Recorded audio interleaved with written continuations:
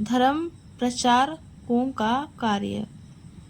Apollos क्या है, पौलुस क्या है?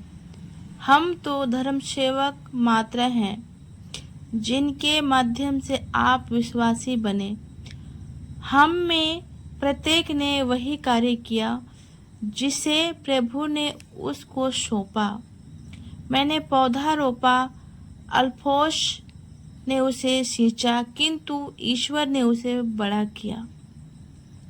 ना तो रोपने वाले का महत्व है और ना सींचने वाले का, बल्कि वृद्धि करने वाले अर्थात ईश्वर का ही महत्व है। रोपने वाला और सींचने वाला एक ही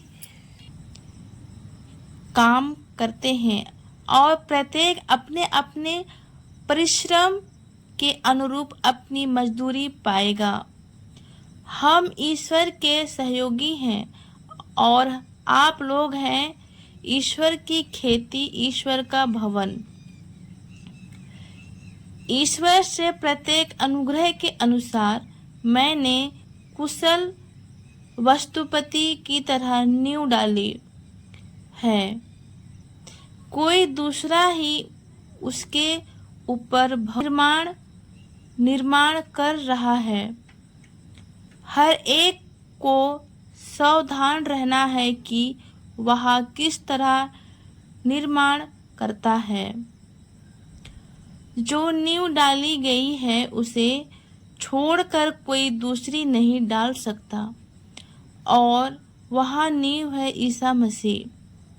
यदि इस नींव पर लोग निर्माण के कार्य में सोना, चांदी, रत्ना, लकड़ी, घास अथवा भूसा काम में लाएंगे तो हर एक का काम प्रकट किया जाएगा।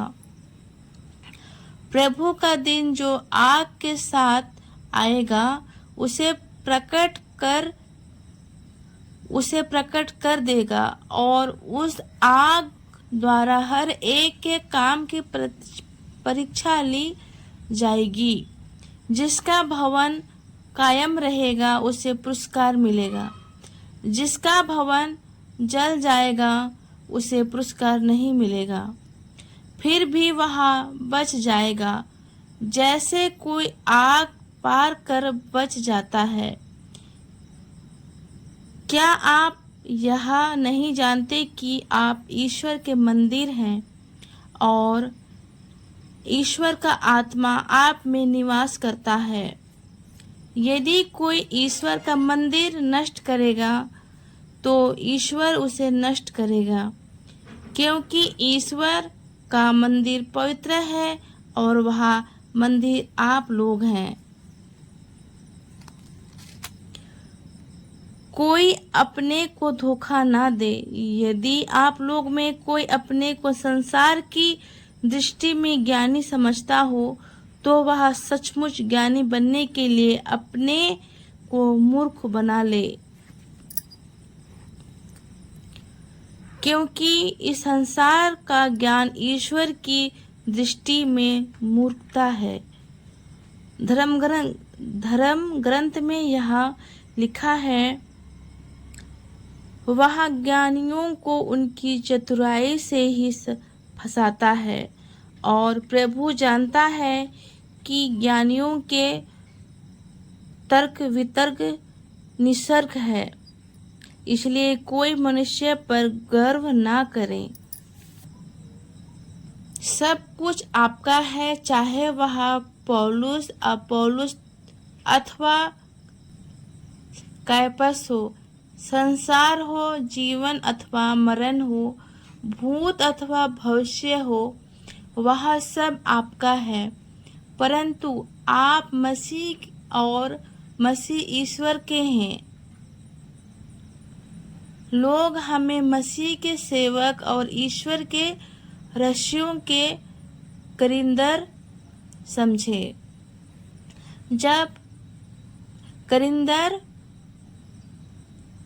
से यह आशा की जाती है कि वह ईमानदार निकले, मेरे लिए इस बात का कोई महत्व नहीं कि आप लोग अथवा मनुष्यों का कोई न्यायालय मुझे योग्य समझे। मैं स्वयं भी अपना न्याय नहीं करता। मैं अपने में कोई दोष नहीं पाता, किंतु उसका अर्थ यह नहीं कि मैं निर्दोष हूँ। प्रभु ही मुझे न्याय करता है, प्रभु ही मेरा न्याय करता है। इसलिए प्रभु के आने तक कोई किसी का न्याय नहीं करे। वहाँ अंधकार के रहस्य प्रकाश में लाएंगे और हृदय के गुप्त अभिप्राय प्रकट करेंगे। उस समय हर एक को ईश्वर की ओर से गतयोग्य श्रेय दिया जाएगा। भाइयों, मैंने आप लोगों के लिए अपने और अपोलोस के विषय में यहाँ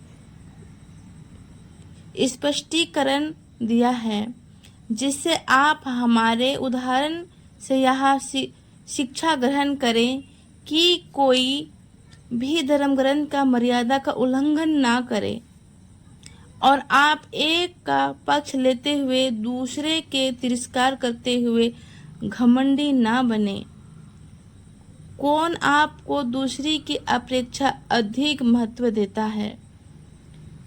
आपके पास क्या है जो आपको ना दिया गया है? और यदि आपको सब कुछ दान में मिला है तो इस पर गर्व क्यों करते हैं?